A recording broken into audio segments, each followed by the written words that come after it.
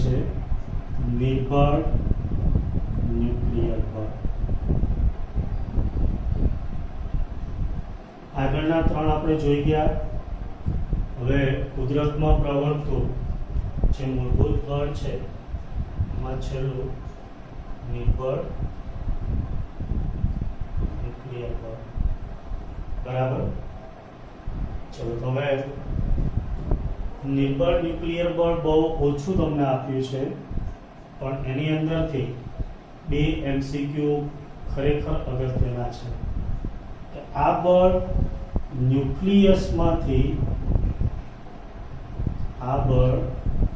ન્યુક્લિયસમાંથી beta કણના ઉત્સર્જન માટે જવાબદાર છે.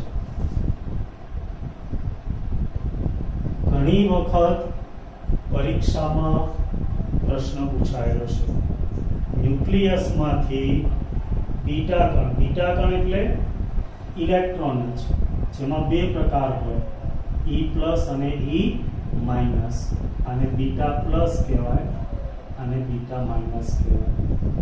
જો આપણે 12માં ન્યુક્લિયસ ચેપ્ટરમાં ભણીશું કે કોઈ પણ પદાર્થમાંથી જે ઉત્સર્જન થાય છે એ ત્રણ વસ્તુનો હોય, આલ્ફા, બીટા અને ગેમા. અને આલ્ફા ક્ષય, બીટા ક્ષય, ગેમા ક્ષય કહેવાય, જે આખું ડિટેલમાં આપણે 12માં ભણીશું. તો એમાં જ્યારે બીટા કણનું ઉત્સર્જન થાય છે એના માટે કોણ જવાબદાર છે? નિર્બળ ન્યુક્લિયર બળ. તો મોસ્ટ ફેવરિટ ક્વેશ્ચન છે દરેક સાહેબોનો કે 11માની પહેલી પરીક્ષામાં આ પ્રશ્ન પૂછે છે કે ન્યુક્લિયસમાંથી બીટા કણોના ઉત્સર્જન માટે કયું બળ જવાબદાર છે? રાઈટ.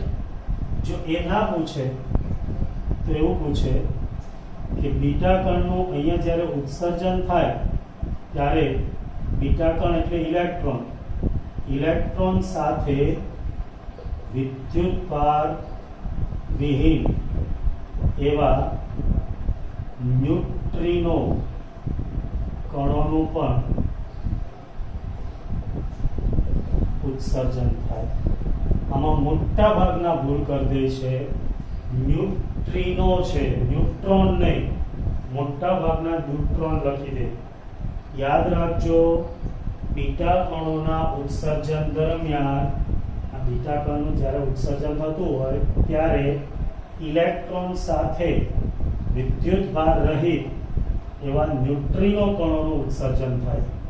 હું તમને 12માં શીખવાડીશ કે બીટા પ્લસ હોય તો આ ન્યુટ્રિનો આવશે અને બીટા માઇનસ હોય તો એન્ટી ન્યુટ્રિનો આવશે. આ એવા કણ છે ને કે જે વિદ્યુતભાર રહિત છે અને દળ રહિત પણ છે. એને પૃથ્વીના એક છેડામાં નાખો ને તો કોઈ પણ પ્રક્રિયા કર્યા વગર આખી પૃથ્વી પાર કરી અને બીજે છેડેથી બહાર આવે એવા વિશિષ્ટ કણ છે જે તમારે ખાસ સિલેબસમાં છે નહીં. આ બળ વિશે પણ બહુ ખાસ માહિતી છે નહીં, પણ આપણે એટલું ખાસ યાદ રાખીશું કે બીટા કણોના ઉત્સર્જન દરમિયાન ન્યુક્લિયસમાંથી ઇલેક્ટ્રોન સાથે વિદ્યુતભાર વિહીન એવા ન્યુટ્રિનો કણોનું ઉત્સર્જન થાય. ઘણાને પ્રશ્ન થશે કે સાહેબ ન્યુક્લિયસમાં ઇલેક્ટ્રોન તો હોય નહીં તો પછી બીટા કણનું ઉત્સર્જન કેમ થાય? તો આપણે 12માં ભણીશું કે ન્યુક્લિયસમાં પ્રોટોનનું ન્યુટ્રોનમાં અને ન્યુટ્રોનનું પ્રોટોનમાં રૂપાંતર થતું હોય. તે રૂપાંતર થાય ને એ દરમિયાન E+ અને E- કણો હોય એટલે ત્યાં ઉત્પન્ન થાય પણ રહી ના શકે એટલે બહાર આવી જાય. બરાબર. તો એક આખી મસ્ત પ્રક્રિયા છે જે આપણે ભણીશું. અત્યારે તમારે એની ચિંતા કરવાની જરૂર નહીં, પણ આ બળ સ્ટ્રોંગ ન્યુક્લિયર બળની જેમ લઘુ અંતરીય છે. કેવું છે? લઘુ અંતરીય. જુઓ, ગુરુત્વાકર્ષણ બળ કેવું? ગુરુ અંતરીય. વિદ્યુત ચુંબકીય બળ ગુરુ અંતરીય. પ્રબળ ન્યુક્લિયર બળ લઘુ અંતરીય અને નિર્બળ ન્યુક્લિયર બળ લઘુ અંતરીય. હા, સરખામણી કરો તો એકદમ યાદ રહી જાય. સમજો વળી? આ બળની અવધિ એ 10⁻16 મીટર હોય. દેખો, આની 10⁻15 મીટર. આ એના કરતા પણ નાનું, કારણ કે પ્રોટોનની અંદરના ભાગનો હોય. એટલે આની અવધિ 10⁻16 મીટર હોય છે. બરાબર?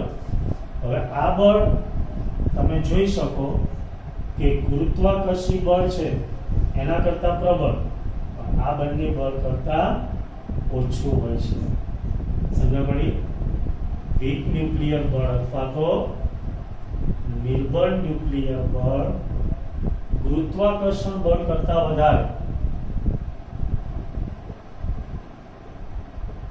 જ્યારે વિદ્યુત ચુંબકીય બળ અને પ્રબળ ન્યુક્લિયર બળ કરતા એનું મૂલ્ય ઓછું હોય છે. સમજ પડી? સૌથી વધારે કોણ? સ્ટ્રોંગ ન્યુક્લિયર એટલે કે પ્રબળ ન્યુક્લિયર બળ. એના પછી બીજો નંબર કોણ? વિદ્યુત ચુંબકીય બળ.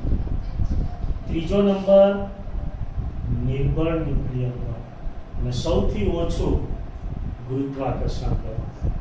યાદ રહી ગયું? ચડતા ક્રમનો ઉતરતા ક્રમમાં ગોઠવતા હતા, બસ એ પ્રમાણે. રાઈટ? એટલે જો ઘણી વખત તમને એની સરખામણી પૂછે તો ન્યુક્લિયર બળને એમ કહીએ, સ્ટ્રોંગ ન્યુક્લિયર બળને. બરાબર?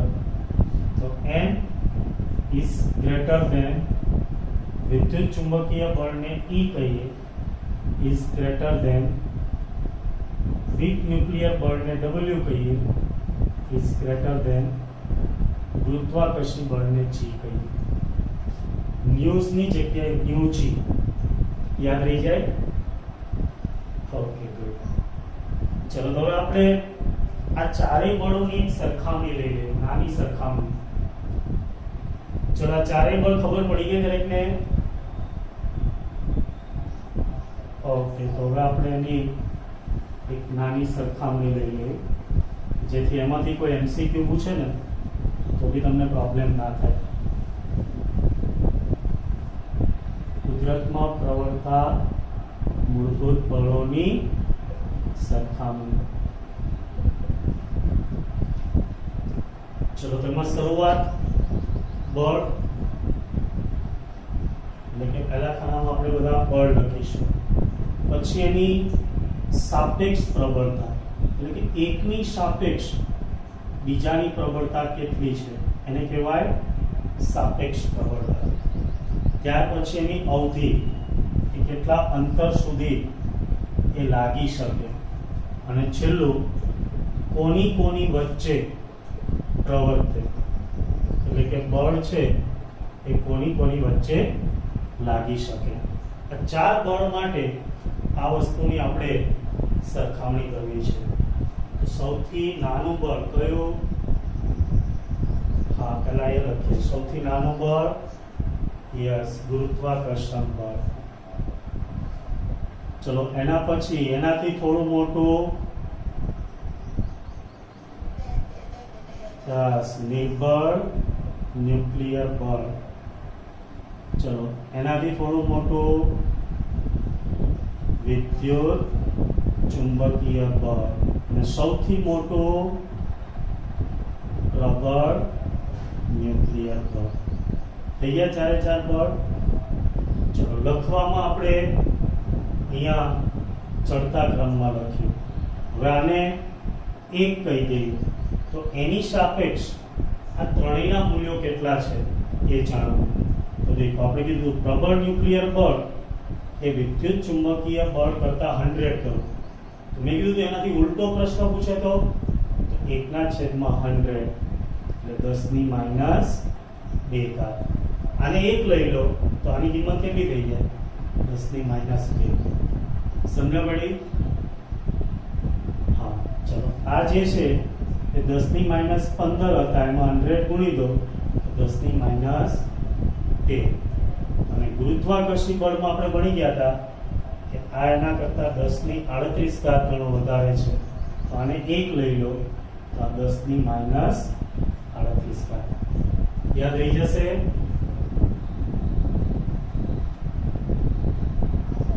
Okay good. તો પહેલું સાપેક્ષ પ્રબળતા યાદ રહી ગઈ. હવે અવધિ જુઓ. ગુરુત્વાકર્ષણ બળ કે અનંત વિસ્તારમાં લાગે કારણ કે ગુરુ અંતરીય છે. નિર્બળ ન્યુક્લિયર બળ તો કે એમની અવધિ અતિ સૂક્ષ્મ કારણ કે ન્યુક્લિયસના નાના વિસ્તાર કરતા પણ ઓછો. ત્યાર પછી વિદ્યુત ચુંબકીય બળ તો કે પણ લાંબા અંતર છે એટલે અનંત. જ્યારે પ્રબળ ન્યુક્લિયર બળ કે ન્યુક્લિયસના નાના વિસ્તાર પૂરતું જ લાગે એટલે અતિ સૂક્ષ્મ. ચલો હવે કોની વચ્ચે પ્રવર્તે એ આપણે તમને જોડે જ કીધું હતું. વિશ્વના દરેક પદાર્થો વચ્ચે ગુરુત્વાકર્ષી બળ છે એ વિશ્વના દરેક પદાર્થો વચ્ચે લાગી શકે. એ પછી પૃથ્વી ઉપર હોય કે આકાશમાં. રાઈટ. ચલો હા બોલો.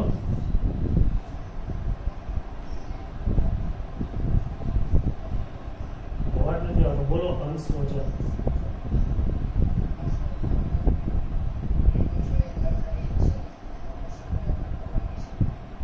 ના એના ઉપર ના લાગે. ન્યુટ્રિનો છે ને એ સ્વતંત્ર અસ્તિત્વ ધરાવતો જ નથી. બરાબર. જે સ્વતંત્ર અસ્તિત્વ નથી ધરાવતા એના ઉપર ના લાગી શકે. બરાબર. કારણ કે પદાર્થ નથી. ક્લિયર? ઓકે ચાલો. નિર્બળ ન્યુક્લિયર બળ છે કોની વચ્ચે લાગે? આપણે જાણીએ કોની વચ્ચે?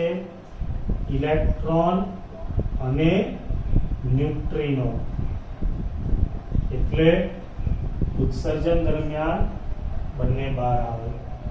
ચલો વિદ્યુત ચુંબકીય બળ એ ફક્ત વિદ્યુત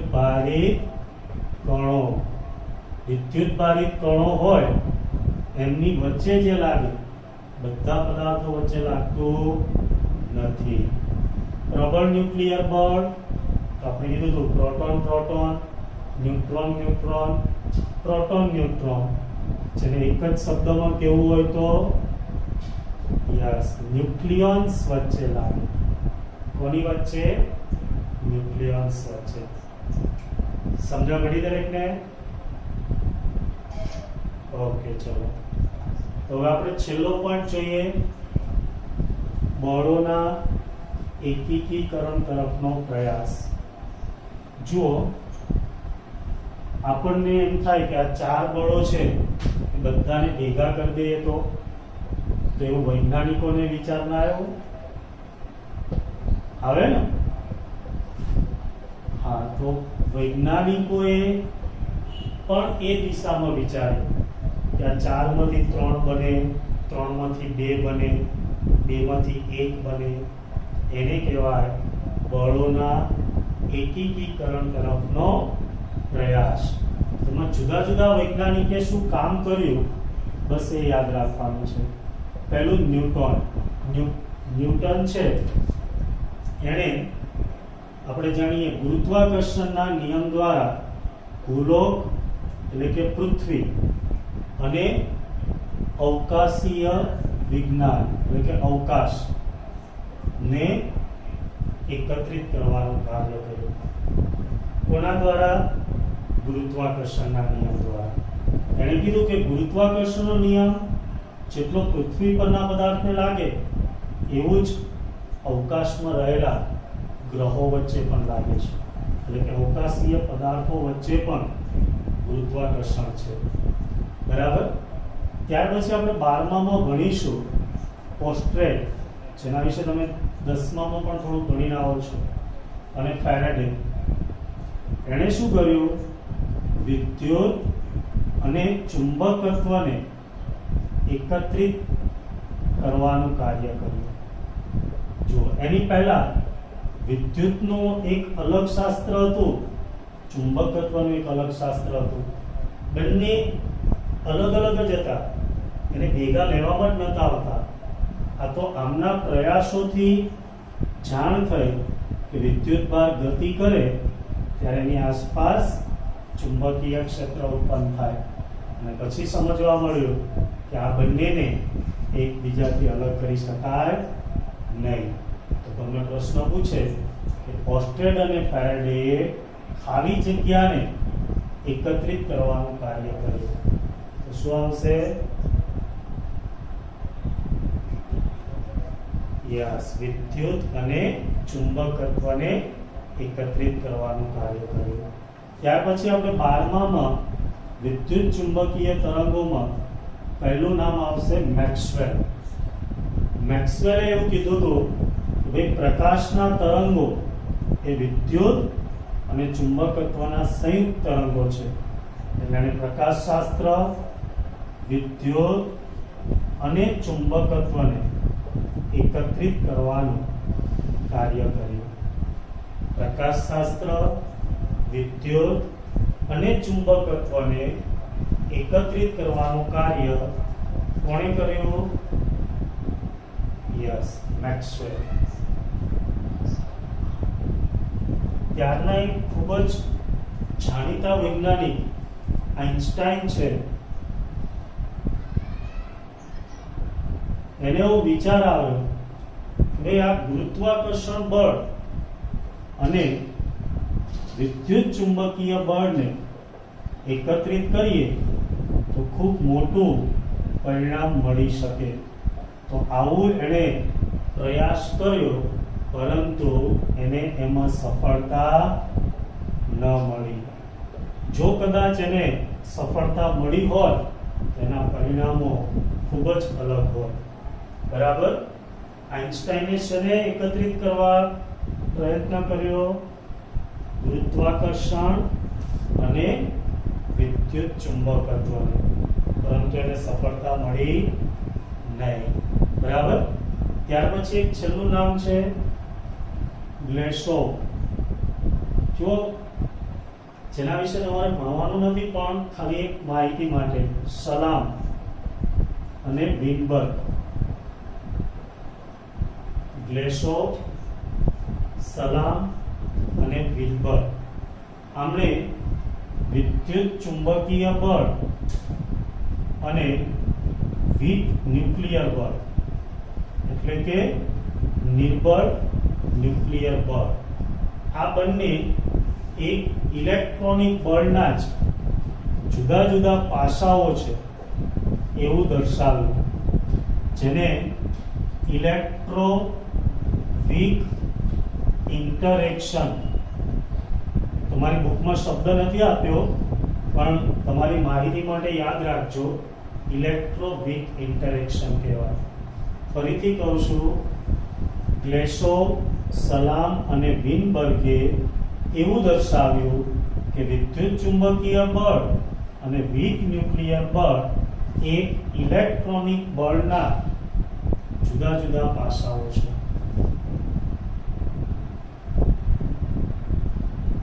ચલો, સમજણ પડી ગઈ દરેકને? તો આ એકીકરણ તરફનો એક પ્રયાસ છે. એટલે સુધી રાખીએ.